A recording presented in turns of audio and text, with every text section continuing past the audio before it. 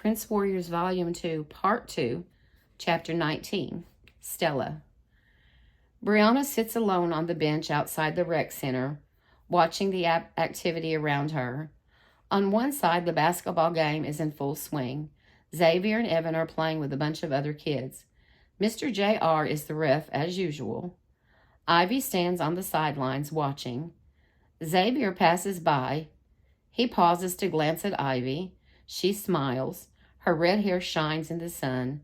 Xavier smiles back. Brianna frowns. Why is he smiling at her? Does he think she's pretty? Brianna looks over at the skateboard park, where Levi is skating with his friends. She wants to go over and talk to him. There's something important she has to tell him, but she just can't seem to move from the bench. Rook walks across the field, a large chainsaw slung over his shoulders, a thick tree limb under his arm. He glances at Brianna and smiles in greeting. She looks away without returning his smile. She hears a noise and turns back to see Rook standing there, the tree limb at his feet. He's dropped it. He is staring at the ground. She follows his gaze, wondering what he's looking at. Right in the middle of the pavement, a crack appears, a hole that begins to get wider and wider. Brianna feels the ground under her feet rumble. The inside of the hole comes alive, breaking into thousands of tiny shards that rise up, filling the air, making a horrible noise. Brianna stands suddenly, realizing what those flying things are. Ents. A huge swarm of ents. The savage metal butterflies from Skatos. They are here now, on Earth, coming for them. The kids on the playground are soon engulfed in ents. The kids on the basketball court, those at the skate park, the jump ropers, the volleyball players, the girls sitting in circles in the grass, taking selfies and texting them to each other. Yet they don't seem to notice. Clouds of ents spin in circles around the kids, a spiral of black metal wings and blazing red eyes. Brianna gets up from the bench and walks solemnly toward the ent swarm. Rook tries to grab her, pull her toward the rec center. She wrenches away from him. She's not afraid, but she doesn't know why. Brianna! Someone is calling her. Mr. J.R. perhaps, or her grandfather, Grandpa Tony. It kind of sounds like Grandpa Tony. What's he doing here? How did he know there was going to be an ent attack? That doesn't make any sense. Bean! Levi yells at her. He comes toward her through the cloud of ents, holding something in his hand, something round and glowing white. She can't figure out what it is. She shakes her head and turns away from him to run in the direction of the invading ents. Bean, come back!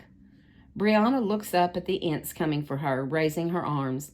They begin to clutch at her with their iron claws, pulling her up into the air so that she is flying with them. Wake up, Breenie! Brianna opened her eyes to see her sister Crystal shaking her shoulders and scowling at her. She sat up, her heart racing. She was flying with the ents, about to be carried away, and then she wasn't. You were making that whimpering, babbling noise again, Crystal said, yawning. Brianna looked around the room. The rumpled beds crammed together, the mounds of clothes pulled up everywhere, posters of their favorite boy bands lining the walls, her three sisters glaring morosely at her through her tousled hair. Outside the window, the sky was red. Was this Skatos? No, it was just the dawn, the normal earthly dawn. Brianna didn't know whether to be relieved or disappointed. Sorry, she said. Never mind, said Crystal, flopping back on her bed. Still got 20 minutes before I have to get up. She closed her eyes. The other two lay back down as well, pulling pillows over their heads.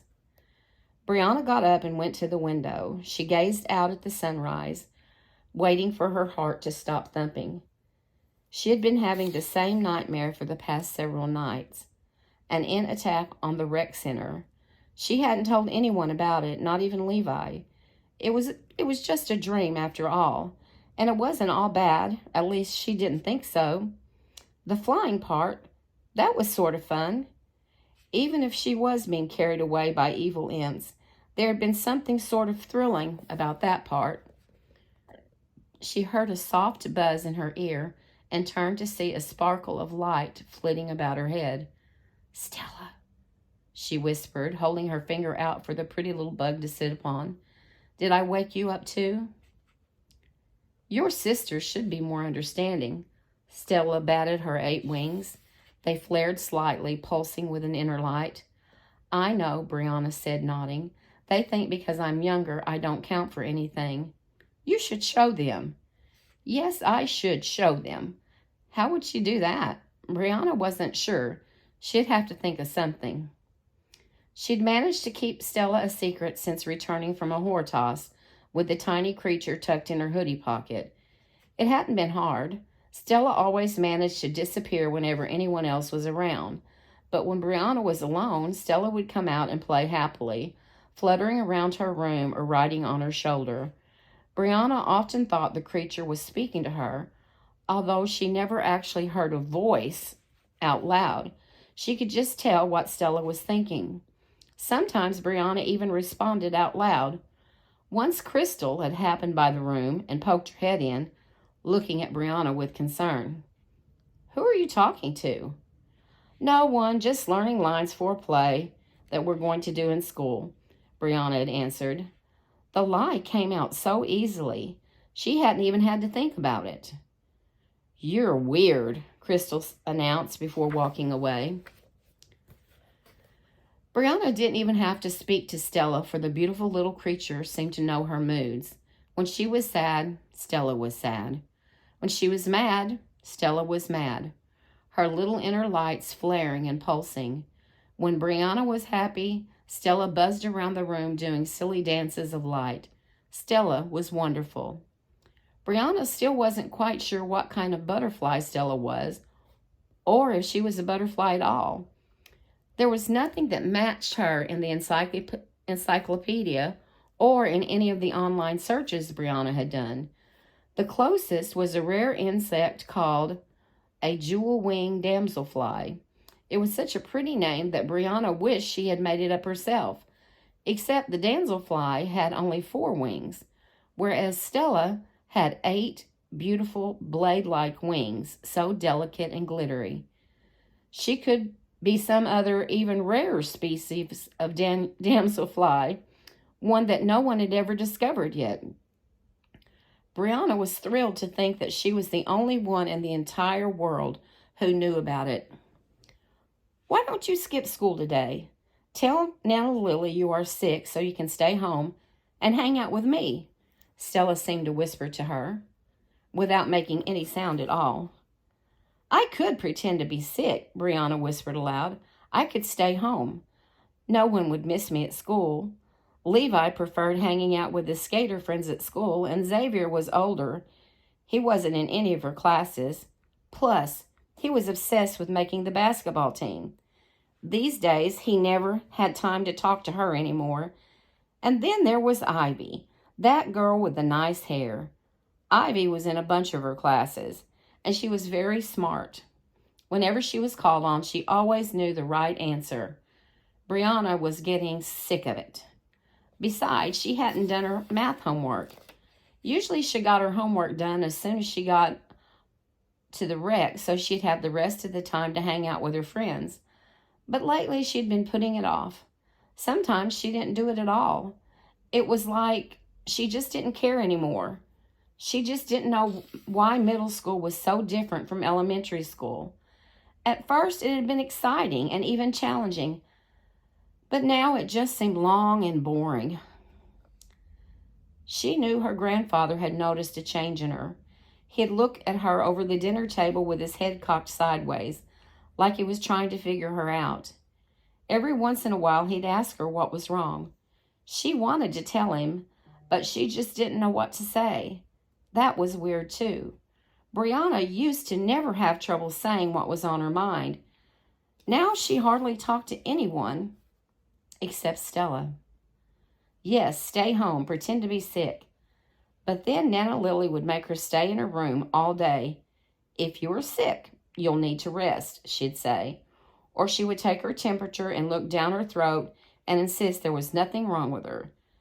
She'd know Brianna was faking being sick and would make her go to school anyway. So Brianna got up and, trying to be as quiet as possible so as not to wake her sisters again, began to get dressed. She went into the bathroom to brush her teeth and put on a fresh layer of glittery lip gloss. She tried to comb her hair to make it lie flatter and smoother, but it wasn't cooperating this morning.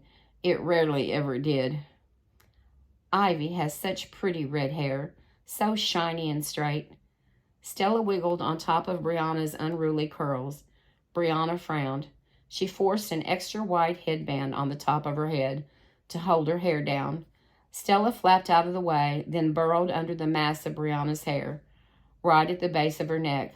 She flattened her transparent wings against Brianna's skin, her glow fading until she was nearly invisible against Brianna's golden brown complexion. Outside the bathroom window, a large butterfly lit upon a tree branch.